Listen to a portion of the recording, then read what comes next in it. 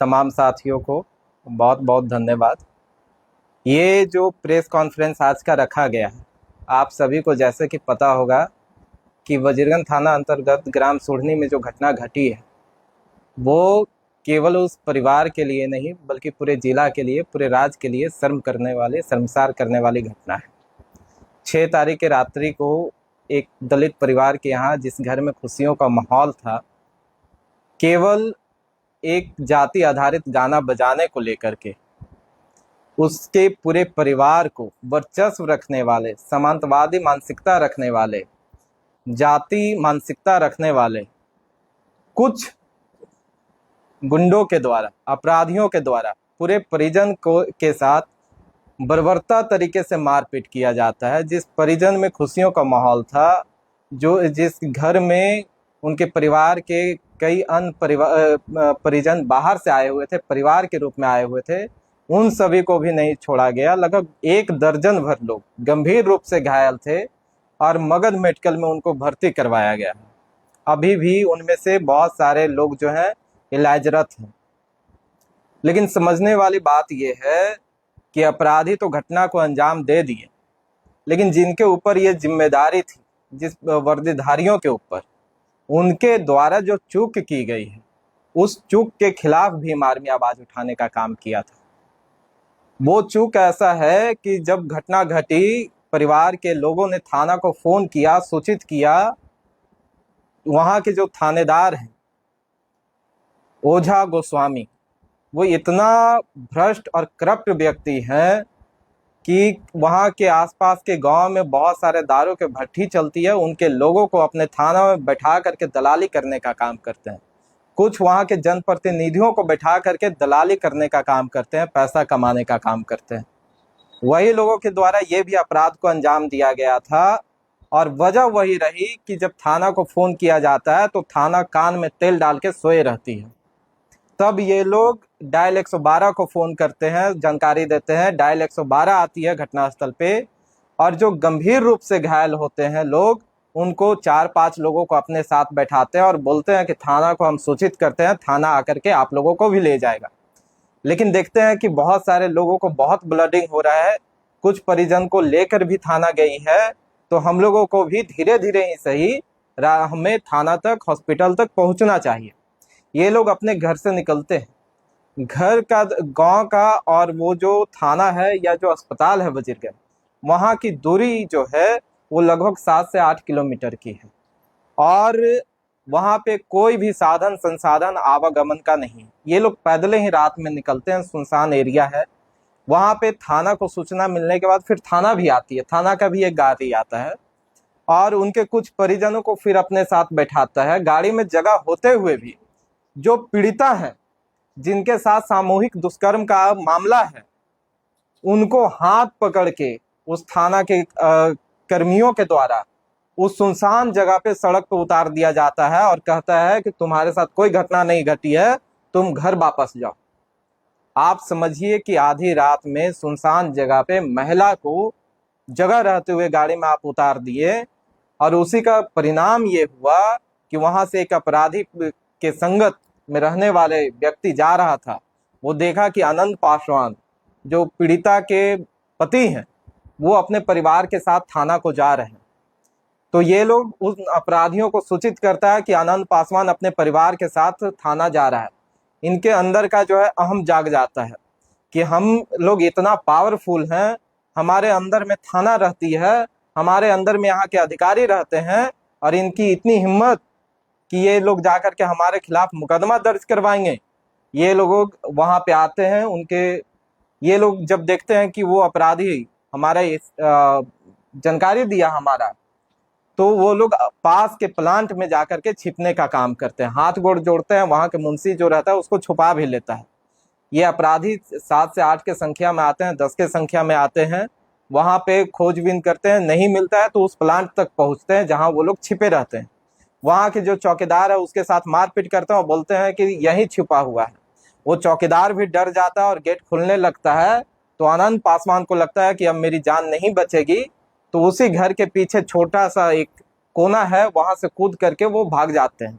वो ये सोचते हैं कि मारपीट मेरे साथ करेगा ये लोग क्या इतना नीचता तक गिर जाएगा कि हमारे पत्नी के साथ ऐसा व्यवहार करेगा। वो लोग जाते हैं, आनंद पासवान जब नहीं मिलते हैं तो उनके पत्नी के साथ ये लोग सामूहिक दुष्कर्म करने का काम करते हैं, जैसा कि आरोप उनके पत्नी के द्वारा लगाया गया है। बाय नेम वो बोलते हैं कि 2 व्यक्ति जब मेरे साथ ये घटना को अंजाम दे रहे थे, हम होश में थे, उसके बाद हम अचेत हो गए, फिर हमें नहीं पता कि कितने लोगों ने मेरे साथ क्या किया। जब ये पूरे घटना करने के बाद वो लोग निकल जाते हैं धमकी दे करके कि अगर किसी को कहा तो तुम्हारी बच्ची के साथ भी यही काम हम करेंगे और तुम्हारे पति को जान से मार देंगे। तो वो जो चौकीदार है वो भी इसको बाहर निकाल करके छोड़ देता है कि भाई तुम्हारे चक्कर में हमारे साथ भी मारपीट हुआ, हमें भी ये लोग नहीं छोड़ेंगे। वो डर से उनको बाहर निकाल देता है। वहां से ये किसी भी प्रकार से कर करके जो है रोड पे आते हैं, मेन रोड पे, जहाँ पे डायल 112 हमेशा खड़ी रहती है। डायल 112 इनसे रिक्वेस्ट करती है कि हमें कहीं पहुंचा दीजिए। तो वो महिला को, जिनको अस्पताल ले जाना चाहिए या थाना ले जाना चाहिए, डायल 112 भी गलती वहां करती है और उनके परिजन को संपर्क करके उससे नंबर लेकर के उसके घर पहुंचाने का काम करती है। ये लोग फिर थाना को संपर्क करते हैं, फिर भी थाना जो है कभी मगध मेटल थाना वजीरगंज थाना पे टार रही है, वजीरगंज थाना मगध मेटल थाना पे टार रही है। किसी भी प्रकार करते करते 3-4 दिनों तक इनका आवेदन नहीं लिया जाता, इनका बयान नहीं लिया जाता है। अब घटना देखिए, ये लोग फर्जी मुकदमा करते हैं, जो मारपीट करता है उनके द्वारा ही एक फर्जी मुकदमा करवाया जाता है और आरोप ये लगाते हैं कि ये लोग 6 से 7 लोगों की संख्या में हाथ में हथियार लेकर के वहां पे जातिवादी गाना बजा रहे थे, जिसको हम लोग मना करने गए तो ये लोग हमारे ऊपर ईटा पथराव करने का काम किए। आप समझने वाली बात यह है, प्रशासन को भी ये समझने वाली बात थी कि जिसके हाथ में हथियार होगा उसके परिवार के साथ कोई मारपीट कर लेगा, उसके बहन बेटियों के साथ बलात्कार कर लेगा और वो हथियार लेकर के खड़े रहेंगे। ये हो सकता है कभी? बीएनएस की धारा कहती है कि कोई भी आवेदन आए, जब तक उस पे जो है इन्वेस्टिगेशन नहीं होगी, सत्यापन नहीं होगी, आप एफआईआर दर्ज नहीं कर सकते हैं। लेकिन प्रशासन ने अपराधियों को बचाने के लिए केवल उनका कांड संख्या 358/25 पहले दर्ज किया जाता है। उसके बाद 7 तारीख की रात्रि में ये लोग भाग दौड़ करते हैं केस करने के लिए।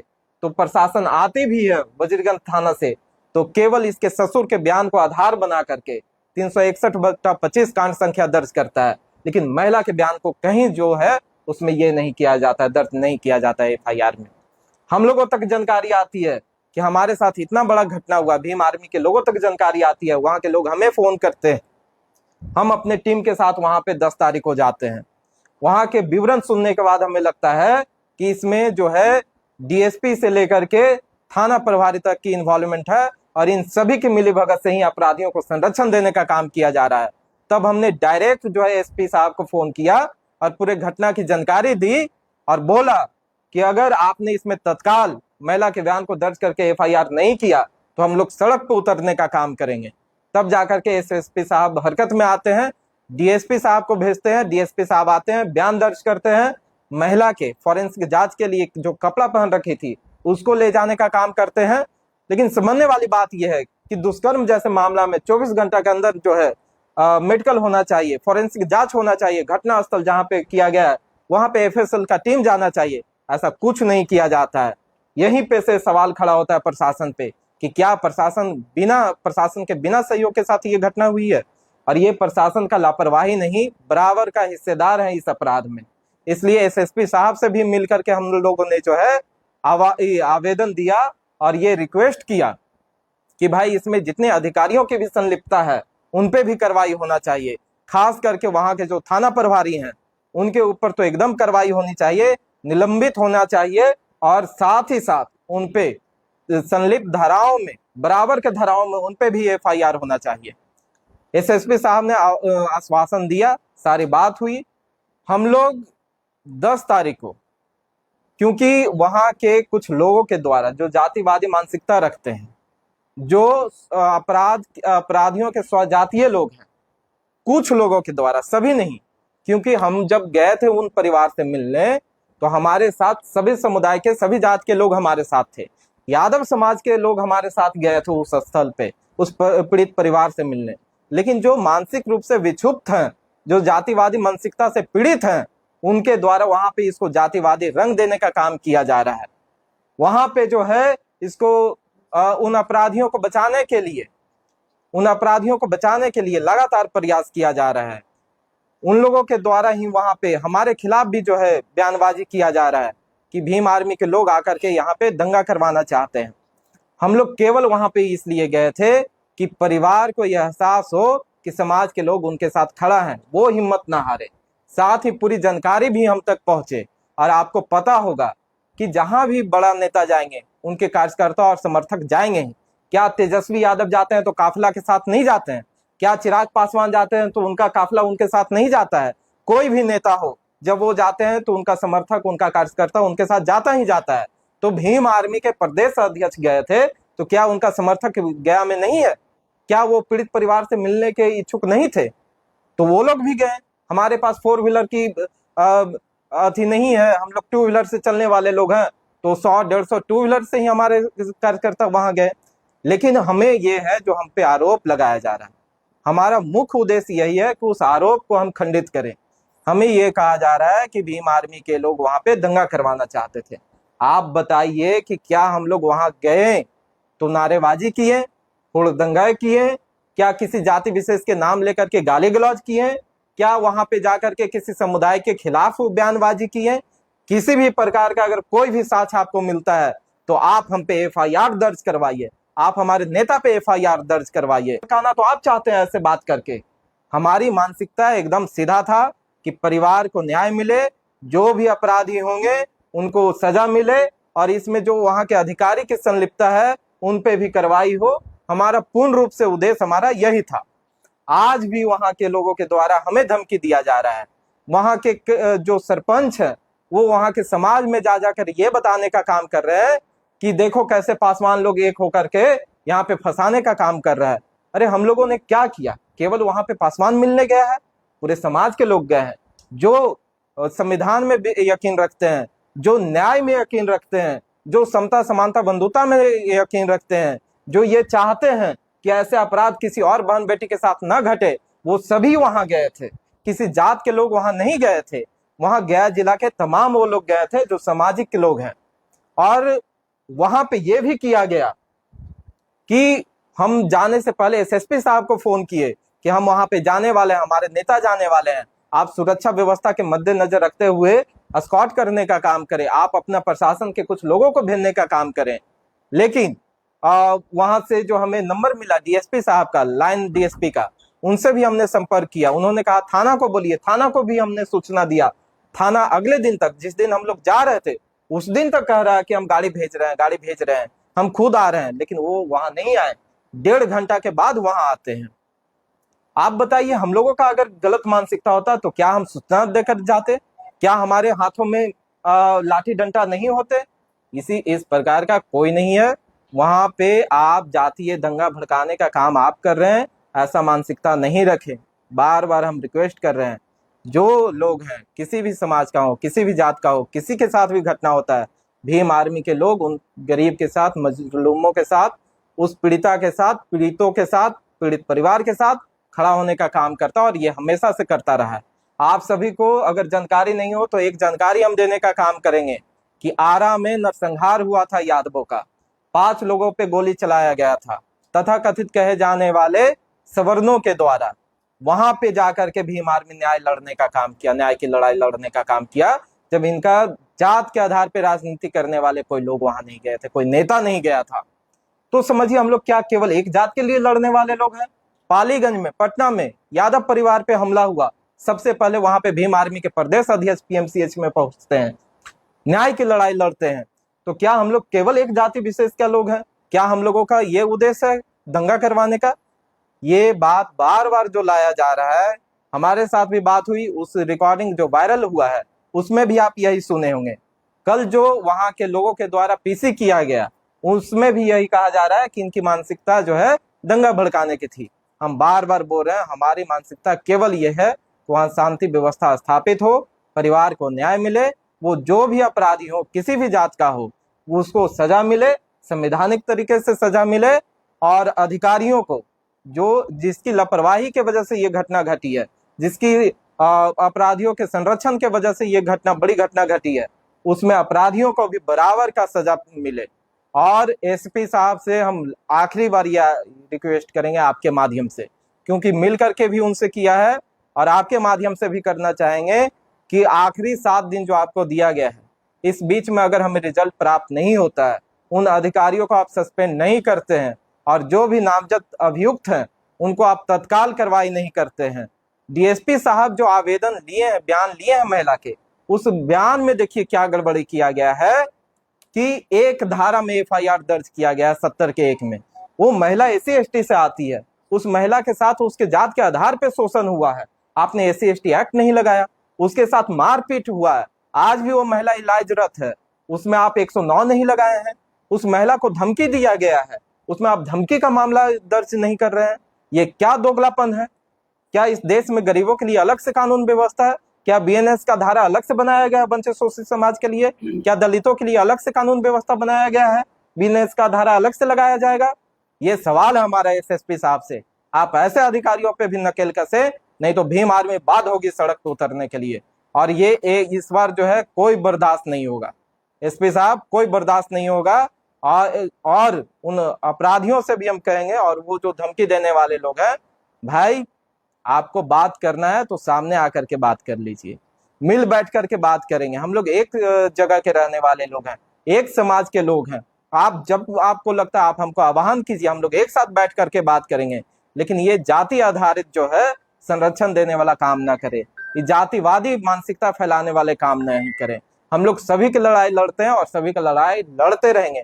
आप पे भी कोई आघात होगा, आपके साथ भी कोई घटना होगा, तब भी भीम आर्मी के लोग, ये नीला पट्टे वाले लोग आपके साथ, आपके परिवार के साथ खड़े होंगे। प्रशासन के द्वारा, क्योंकि फर्जी मुकदमा भी दर्ज किया गया दूसरे पक्ष के द्वारा, दोनों मामला में कांड संख्या 358/25 और 361/25 केवल दिखाने मात्र के लिए एक एक लोगों की गिरफ्तारी की गई है। लेकिन उसके बाद अभी तक कोई ऐसा जानकारी नहीं है कि किसी और व्यक्ति की गिरफ्तारी भी की गई हो या कोई भी ऐसा कार्रवाई किया जा रहा हो। अपने 2 गंभीर आरोप लगाए, पहला कि प्रशासन का संलिप्तता है, बिल्कुल, दूसरा कि पीड़ित महिला के साथ दुष्कर्म जी, जिसके न्याय के लिए आप खड़े जी, और आपके ऊपर मतलब कि दंगा भड़काने का जो आरोप लगा, तो क्या आप इस पर क्या कदम उठाने वाले? देखिए, अभी जो हमको धमकी दिया जा रहा है और जिस प्रकार से हम पे आरोप लगाया जा रहा है, हमारे संगठन को गाली गलौज किया जा रहा है, इसको लेकर के अब हम जो है एफआईआर करेंगे। इसकी सूचना हमने पहले ही एसएसपी साहब को दे दिया था। एसएसपी साहब ने कहा कि आप ऑडियो भेजिए, हम कार्रवाई करेंगे। लेकिन यहाँ के अधिकारियों पे हमें भरोसा नहीं है, इसलिए हम लिखित आवेदन देकर के एफआईआर दर्ज करवाएंगे। अभी भीम आर्मी किस तरह पे सहायता करे पीड़ित परिवार को? पीड़ित परिवार के साथ मजबूती के साथ खड़ा है, उनको जब तक इंसाफ नहीं मिलेगा, और ये बहुत जल्द होना चाहिए। सभी की गिरफ्तारी के लिए जो समय दिया गया है प्रशासन को, यहाँ के जिला प्रशासन को, अगर वो तय समय पे सभी की गिरफ्तारी नहीं होती है तो भीम आर्मी तमाम कार्यकर्ताओं और समर्थकों के साथ सड़क पर उतरने का काम करेगी। मेरा नाम सौरभ राज हुआ और वर्तमान में भीम आर्मी का गया जिला अध्यक्ष।